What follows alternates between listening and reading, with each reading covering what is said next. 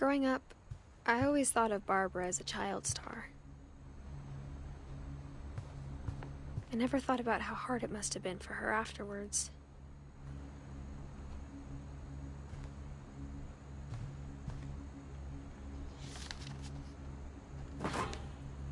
Of all the stories people wrote about Barbara's death, I'm surprised Edie saved this one.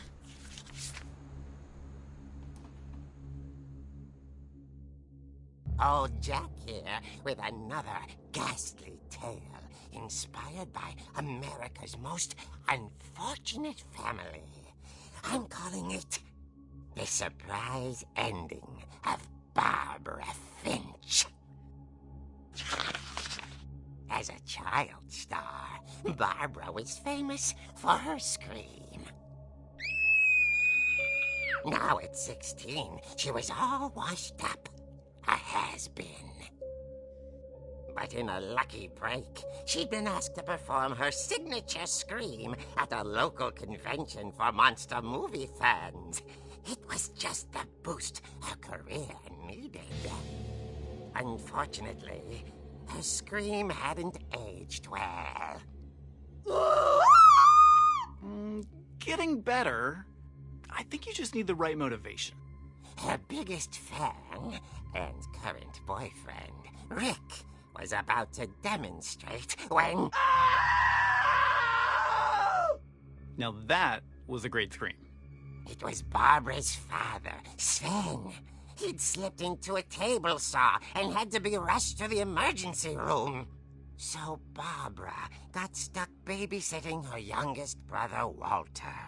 Her convention comeback was cancelled. Okay, I'm hearing frustration, but I'm not hearing terror. What if I tried... A gang of hoodlums in Halloween masks have been terrorizing Orcas Island tonight. Police... You're right! Also, I loved your delivery on that. Why is your basement door locked? Because my dad likes making puzzles and secret passages. There's a key hidden in the music box. The secret is to keep winding and winding until finally the key pops out. Thanks, babe. I'll be back in a sec. 20 minutes later, Rick hadn't returned. So Barbara went to look for him, right on cue. She reached for the music box. And as she wound the key, she listened for Rick, but the house was silent.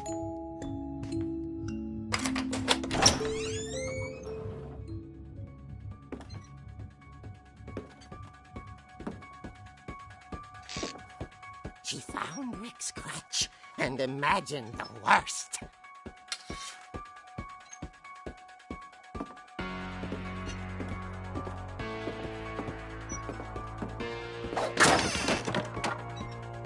Leader is the infamous Hookman killer, Dr. Carl Hamill, who impaled and then ate his family 10 years ago tonight.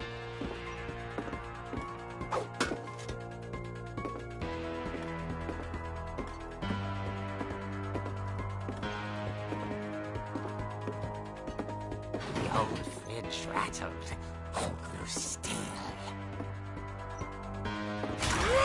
Oh dear!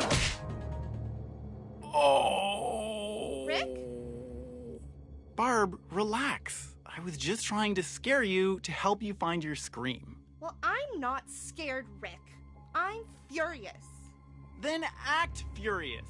All I'm getting from you now is that you're hurt and confused and She threw him out, but she kept a little something to remember him by.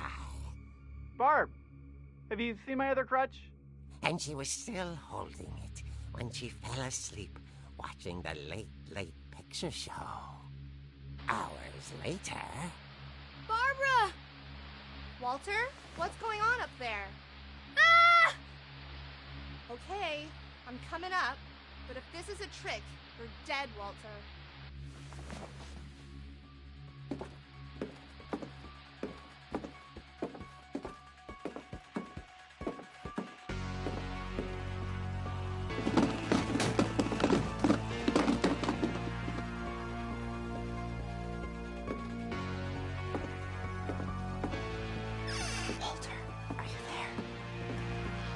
Walter had vanished, but his bedside radio was still on.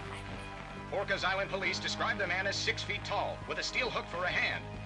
Residents are urged to lock all doors and windows and notify the police of any suspicious activity. Barbara turned, saw the hook man, and was speechless. He was quite smashing. And he was. He couldn't get enough of Barbara. Okay, Barbara. There's gotta be another way out of here. That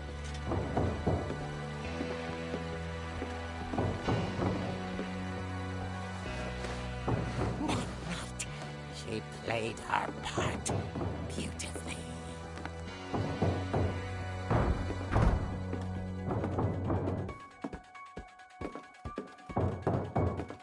Molly's door hadn't been opened in years.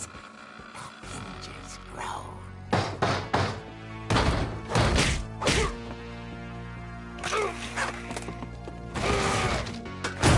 He wasn't moving, but she sensed the story might not be over yet.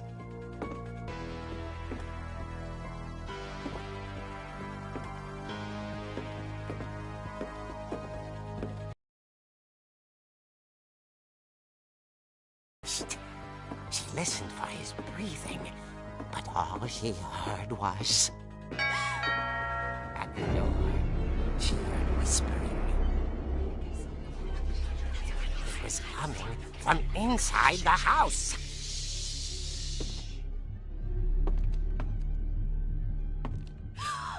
Oh dear.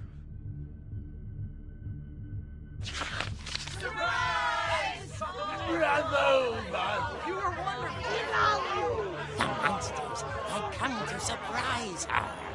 For Barbara, it was a dream come true. Then she saw what kind of monsters they were, and she realized what was about to happen. She was going to be famous. And with her final breath, Barbara Finch gave the performance of her life.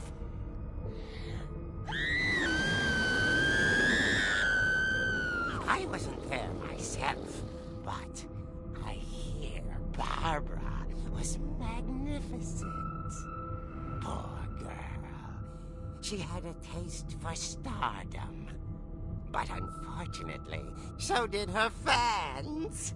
Of course, the police blamed it all on poor Rick, who disappeared the same night. And little Walter?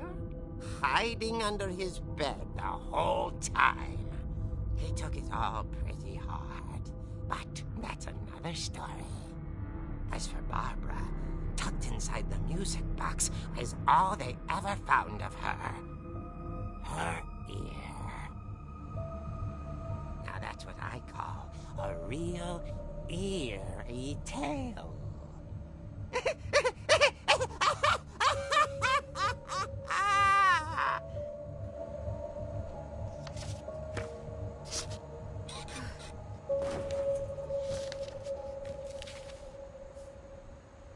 Edie told me all Barbara wanted was to be remembered, as absurd as that comic was.